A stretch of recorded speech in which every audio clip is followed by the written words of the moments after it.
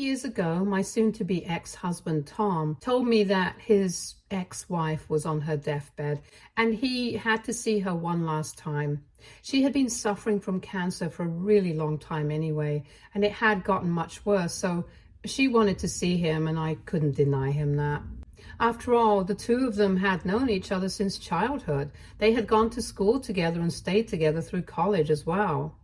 They got married a couple of years after their graduation, but after 7 years of marriage, they decided to part ways because Jenny, his ex-wife, wanted to move to Australia for her career, and Tom did not. Jenny had received a great offer for a much higher salary in Australia, and she wanted to make the move, but Tom did not want to uproot his life here. And they argued about it for a really long time. Eventually, she decided to move to Australia by herself, and they tried the long distance thing. But unfortunately, it did not work out for them. So they got divorced, but remained on amicable terms after that. 5 years after his divorce, he met me through a couple of friends, and we started dating. After having dated for almost 3 years, he asked me to marry him, and I said yes, and I guess that was my first mistake, because even then, he was really close to Jenny and referred to her as his oldest friend in the world.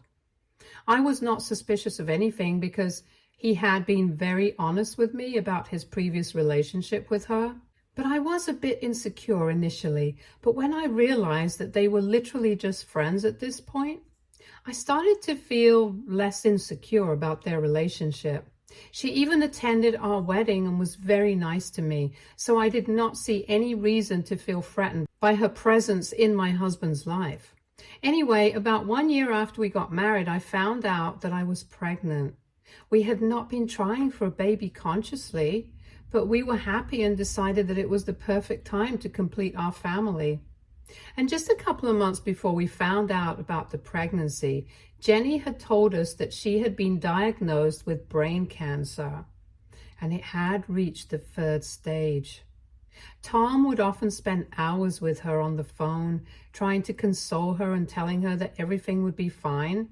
I tried to be okay with it because they had known each other for a really long time, and Tom had never given me a reason to suspect him of cheating, emotional or otherwise. And I did not want to cheapen the kind of relationship that they had by suspecting him for it.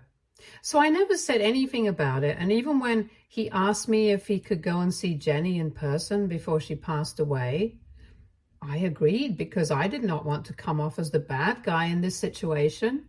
Jenny was dying, and I thought that it would be cruel of me to deny him the opportunity to go and see her one last time. And like I said, they had known each other their entire lives, so it made sense that he would want to be there for her by her deathbed. I was 6 months pregnant at the time, and Tom had promised me that he would return in a couple of weeks. I was fine with that. I had my parents move with me for those weeks, and even my in-laws would drop by pretty frequently. In the first couple of weeks, Tom and I would speak almost daily, and I even got to speak to Jenny a couple of times. She looked really sickly, and I could tell that she was not doing well, so even when I missed Tom, I would tell myself that it was just a couple of weeks that I had to wait to see him, and then we would be together again. But for now, he has to be there for his dying friend. But when a couple of weeks had passed and I asked him when he was going to come back, he told me that there had been certain complications in Jenny's case and he would have to stay back for longer. Even then, I did not say anything and I made my peace with it, and this happened a couple of times more. Each time it happened, I lost more patience with him and we started fighting. At one point, when almost 2 months had passed since he left, I told him that I would have this baby alone if he did not come back and that I had had enough. I made it very clear to him that I could not keep making sacrifices just because the father of my child wanted to be there for his friend. Instead of coming back, he told me that he would only come back after Jenny was gone, but until then, he wanted to stay with her. And that was his final decision. So no amount of arguing was going to change his mind. And if I had made up my mind that I wanted to fight with him, then he was going to make things a lot easier for me. and say that I did not need to bother contacting him anymore if I could not come to terms with his decision. He was making it sound like it was all my fault, so I ended up screaming at him, and I told him that I was going to have this baby alone, and I didn't even need him. But in spite of having said it, I felt terrible about it afterwards. And I really wanted to call him up and sort things out. But then I remembered what he had said to me, that his mind had been made up and I did not need to bother contacting him if I was not able to come to terms with his decision. So my pride got in the way, and thank God it did, because I don't want to be the kind of woman who begs for her husband to come back, especially when she's pregnant. I was heavily pregnant at the time, and my due date was coming closer, but I refused to speak to Tom.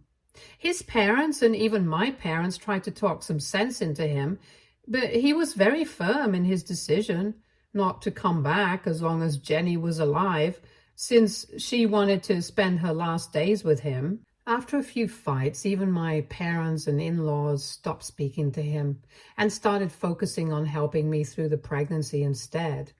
We stopped talking about Tom in the house and pretended like he was not even there. I was really hurt, but there was nothing that I could do at that point in time. Even when I went into labor, I told everybody not to bother telling Tom about it because he was not here.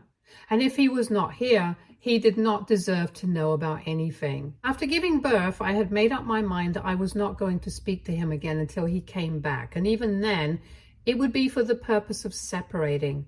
My parents asked me if I wanted to file for a divorce, but I said no, because it would be too much of a hassle at that time. And it was not like staying married to him was bothering me in any way. We were just not speaking to each other, and that was it. And yeah, maybe somewhere deep down, I was hoping that he would come back and we would be able to make it work, because the thought of raising my son was a bit daunting at first. However, within a couple of months, I got the hang of it. And the longer Tom did not reach out to me, the more convinced I felt that I could do this alone and that he did not deserve someone like me in his life. My parents and my in-laws really helped me out because I couldn't afford to stop working since I did not want to rely on Tom, and I was really physically weak after the birth. So I was not up to doing any household chores either. Under normal circumstances, it would have been my husband helping me out with everything, but since he was not here, my parents and my in-laws stepped up, and I'm really thankful for it. For the first couple of months after my son was born, I was so busy with him that I couldn't even think about Tom or the divorce or whatever. But after he started getting a little older and it became easier to handle him, my in-laws finally moved out because the house had been too crowded. But my parents stayed, and that's when I started considering the divorce again. But I decided to wait until he came back. Both our parents had cut him off entirely and had no contact with him, but the rest of his family and a couple of friends still stayed in touch with him.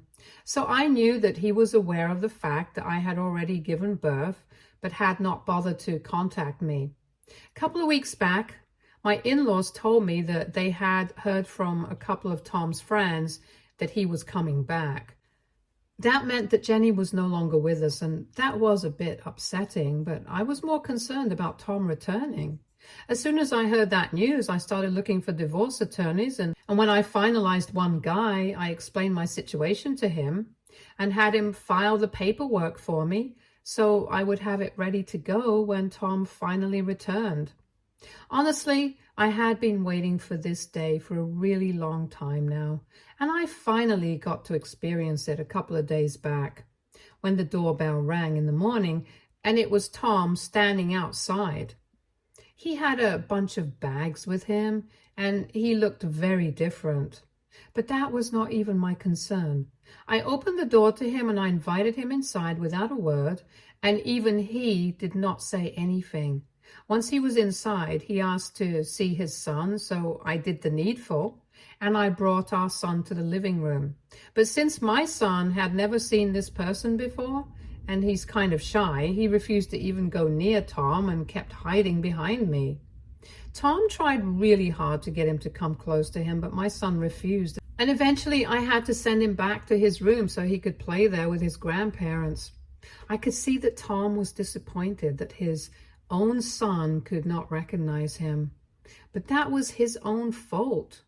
And then, when he did not say anything else for a couple of minutes, I decided to bring out the divorce papers, and I told him to sign them so we could end our marriage. That seemed to shake him up, and after some thought, he told me that he was not signing anything because he was not willing to end our marriage. I thought it was laughable because we had been living separately for the past year and a half, and it did not matter if he wanted to end the marriage or not. If I took up this situation with any court, I'm pretty sure I would get what I wanted. I had waited for 2 years. I was not going to wait any longer. I explained to him that he had not even bothered to get in touch with me for the past year and a half after we had our last fight. So one could argue that we had already been legally separated for a really long time. On top of that, he had never even bothered to check on me after I had given birth or even speak to me about our son, let alone about my own health. I was lucky that I had my parents and my in-laws by my side, but it was just as important for him to be there as well. And when I needed him the most, he wasn't here. So he could contest the divorce if he wanted to, but it was going to be pointless, and I was sure of it. I told him that for now, I was also going to file for full custody of our son.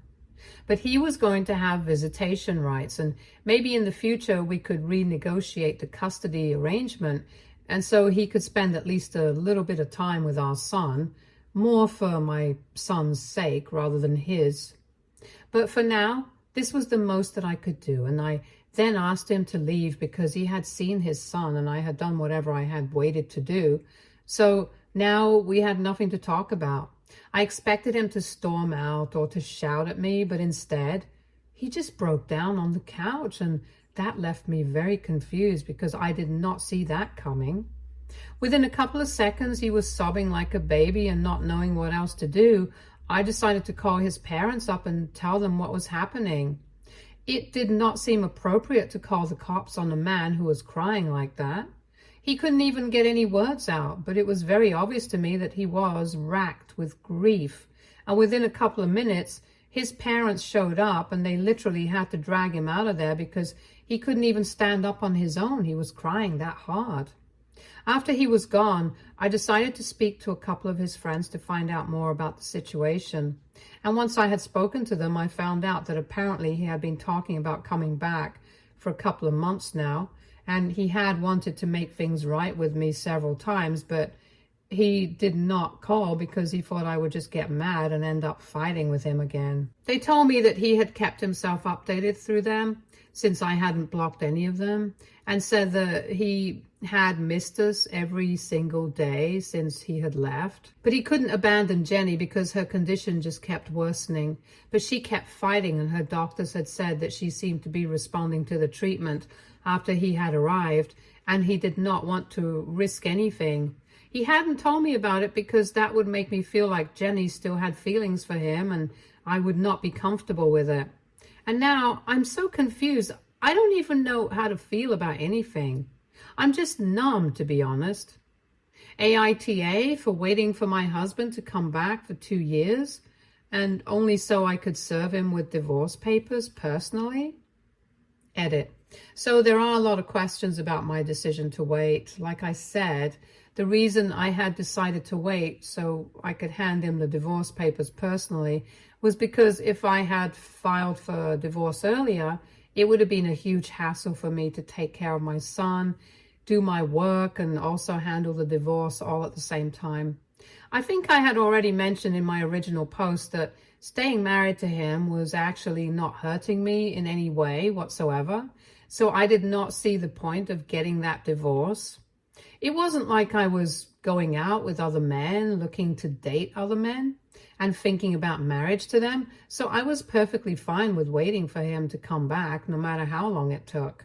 Besides, if at that point I would have filed for a divorce. I also would have had to think about custody, and that was another conversation altogether. Not only would we have to divide all our property and assets, we would also have to think about the custody arrangement. And I know how drawn out these situations can get. Also, staying married was better for tax reasons, so I kept delaying it because I just did not want to get into the hassle of it all. And more importantly, initially, I had actually been holding out hope that maybe he would come back soon enough. In spite of everything that had taken place, I was still delusional enough to believe that maybe we could work things out once he returned. Of course, now I realize that it could never work. Anyway, many people also wanted to know why exactly had his friends never spoken to me about any of the things that they recently told me. And it was because obviously Tom had told them not to say anything to me, and they did not want to speak out of turn. Most of them really did not want to get caught up in any of this, and they stayed away, and I guess I don't really blame them for it, because they have known Tom a lot longer than they have known me, and they've also known Jenny for a really long time. It's very obvious where their loyalties lie, and it's not with me, so it's fair enough, I suppose. Update 1. Hey everyone, about 1 week ago, Tom had finally returned after 2 years and had completely broken down when I handed him the divorce papers. Then I spoke to his friends and found out things that I did not know earlier, but I have decided that it does not change things. I know that she needed him, and I know that she was responding well to the treatment while he was around, but he should have spoken to me. He should have told me that this was the real reason he was staying with Jenny, that he was trying to save her life. Maybe I would have considered not leaving him if he had been truthful with me, but he had just screwed everything up for himself. All the lies and the way he fought with me that one last time, did not even bother to reach out to me or check up on me. It just keeps running in my head on a loop. Even if we decide to give our marriage a second shot and try to make it work, I'm not sure that I will ever be able to bring myself to trust him again or forget about what happened. I spent 2 years away from him, and that was not easy, especially when I knew that he was living with his ex-wife. Yes, she was dying, but it doesn't change the fact that they used to date and had been together for a really long time. Anyone in my place would have reacted the same way that I did. Maybe they wouldn't even have waited for him to come back and would have left much earlier. Speaking of which, I have already received a lot of backlash for my decision to wait for those 2 years, but I have already explained my reasons in the edit, and I'm not interested in getting into it again. Anyway, my point is that I'm used to being a single mother now, and I'm not even sure if I love him or not. All the feelings that I had for him evaporated into thin air after the way he behaved, and I'm certainly not to blame for any of it. I had sent him back home with his parents that day he returned, since he had completely broken down, and I could tell that he was in a pretty bad condition mentally. I guess I had forgotten to take into account the fact that he had just lost Jenny, even though he had sacrificed his own marriage and chance of having a happy family for her sake. I'm sure that it would be a lot to take for anyone in his position, so I really do feel sorry for him, but I'm not going to blame myself for it. After all, he was the one who had put himself in that position. I did keep in touch with his parents to find out how he had been doing, and they told him that he barely spoke to anyone and never came out of his room other than for lunch and dinner. So I know he's not been doing well, but the most that I can do for him is extend my sympathies, nothing else. The divorce papers are still here with me. I just need to get them signed by him, and I'll do that once his parents tell me that he's feeling a bit better. I cannot delay this indefinitely once again, and I have already spoken to my lawyer and have started drawing up the paperwork for our son's custody as well. I think it's fair enough for me to demand full custody of our son until he's old enough to get in touch with his father. So far, I'm the only parent he has known, and I want it to be that way until I'm sure Tom can handle the responsibility of being a father and isn't going to make a run for it again. I have spoken to my parents about it, and I have also spoken to my in-laws, and all of them think that I'm doing the right thing by filing for full custody. I'm not sure if he's going to fight for custody for his son, but if he does, the cards are not going to be in his favor. I think literally everyone can testify that he's just not ready to be in the position of being a father right now. And it's better for my son to be in my custody entirely right now. I'm not really worried about any of that at the moment, neither about the divorce and not about the custody, because I know that my in-laws are on my side and they are going to handle the part where they have to talk to their son about it. The only thing that I actually am worried about is how I'm going to deal with all of this emotionally. I have been really drained and exhausted ever since Tom returned. And I had honestly believed that handing him the divorce papers would give me a sense of satisfaction and closure. But that didn't really happen. I guess the fact that he just completely broke down afterward is what left a bitter taste in my mouth. And I don't want to be the kind of person who relishes hurting other people, no matter how they behaved with me and treated me. I honestly and sincerely hope that Tom feels better soon enough, because I just want to get this divorce over with. Maybe putting an end to this after 2 whole years of waiting is going to make me feel better. And even if it doesn't, at least it will still be over. Until then, I'm really happy that I have my son, and of course my parents and in-laws to be there for me and support me. I know I'll get through it. I've been through much worse, and I've come out stronger than ever. It's just the bit where I have to get through it that I struggle with, like everyone else. Update 2. So I finally received word from my in-laws 2 days back. They told me that Tom had started doing slightly better and had said that he was going to start going back to work, because in the past year or so, he had been working from home. He could still continue working from home. His company didn't really require him to show up personally, but I guess he needed something to distract him. Anyway, when they told me about it, I guessed that maybe he was doing better and it was finally time to speak to him again. So I visited my in-laws this evening and Tom was there. He seemed kind of shocked to see me, but said nothing. I approached him with the papers once more and told him that this time he had to sign it. And we had to go through with the divorce because I couldn't just wait indefinitely for him to feel better. I could understand that he was going through a very difficult situation, but he needed to realize that I had been through much worse, and at least I was bothering to check on him. I didn't even have him to care for me. He did not say anything for a couple of minutes, and then when he spoke, he just said that he was really sorry about everything. He told me that he should have been honest with me right from the beginning and told him exactly why he was staying with Jenny, so she could have a fighting chance. But he had screwed up. He not only lost Jenny, but he had also lost his family. He started crying again, and I felt really bad for him. But I couldn't do anything to help him. So I just stood there with the papers in my hand until he took them from me and signed them. He did not even bother to read the divorce petition before signing it, and I thought it was a really bad move legally. But he told me that after everything that he had put me through, he had no right to contest anything. And whatever terms that I had come up with, he trusted me to be fair. And I guess I had been. I did not demand any alimony from him because he and I made the same kind of money and it wouldn't be fair. Even when it came to child support, I was demanding only what I was owed and nothing more. So I was definitely being fair, and he was right to trust me. The division of property and assets had also been equal. But the only thing that I kept for myself in the petition was the house that I had been living in.